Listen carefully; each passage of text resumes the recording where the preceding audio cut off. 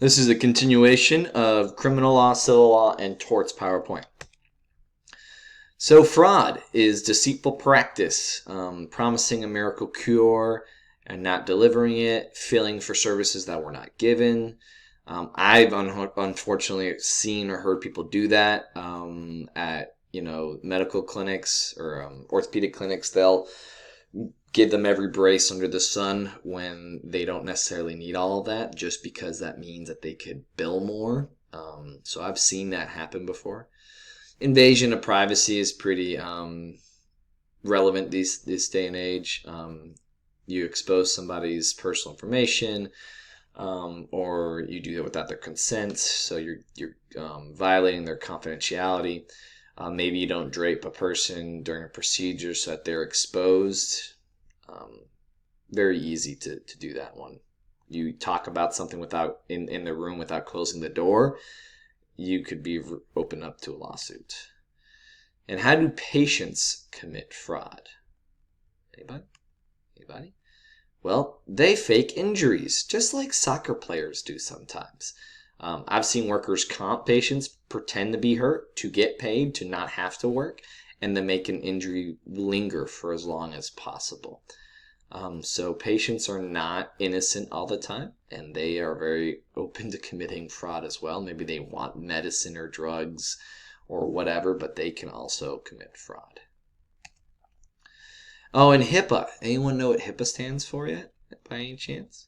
Well, we'll learn about it. HIPAA is the law that will protect against, will protect your confidentiality. And so we will learn exactly what it stands for. It's the medical thing that governs all confidentiality. It's actually important right now in the school system, because we're not supposed to let anybody know if they have COVID. So the administration does their best to conceal that information and just say they're out. But we all kind of know why. Negligence. This is the failure to give care that is normally expected of a person in a particular position, resulting in injury to another person. This could be anything that results in harm. Basically, you're making a mistake because you weren't careful enough, okay? For whatever reason. It doesn't really matter what it is, but you did it. So here's a question to you. If you are certified to give CPR and you don't, are you negligent? Well, it kind of depends. If you're out in in the public and there's a car crash and you see someone needs CPR and you don't go give it, you're not obligated. You should go help, but no one's going to come find you and say and check everyone's credentials and see if you were supposed to give it or not. But you should, okay? If you're in a healthcare setting and you're CPR certified and you don't give CPR, you are negligent. You're trained in that situation to do what you're supposed to do to save lives, and if you don't help, you're definitely negligent.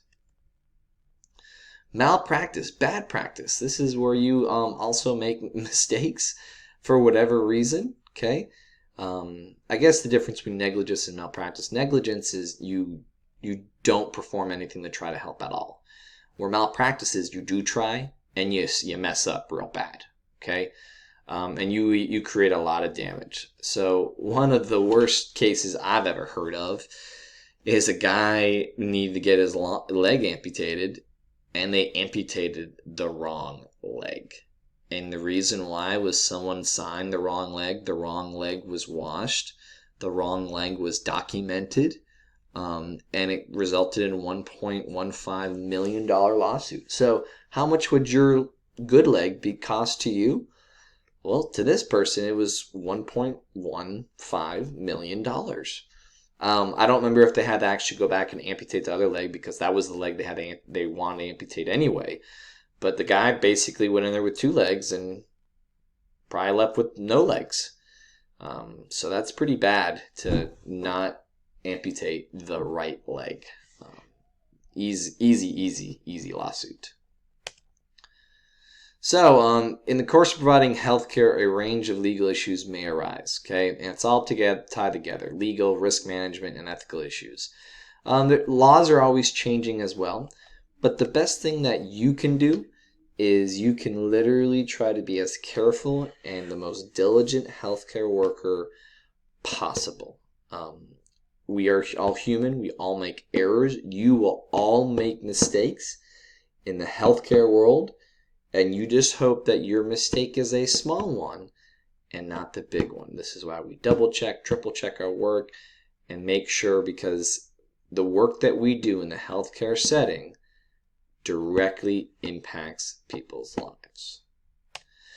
Please make sure your worksheet is filled out. This is going to be part of your study guide. This is a very short unit, so please make sure your tort worksheet is filled out and you have words that associate with each tort. You have the definition of each one, and you have an example of each one. Good talk. See you later.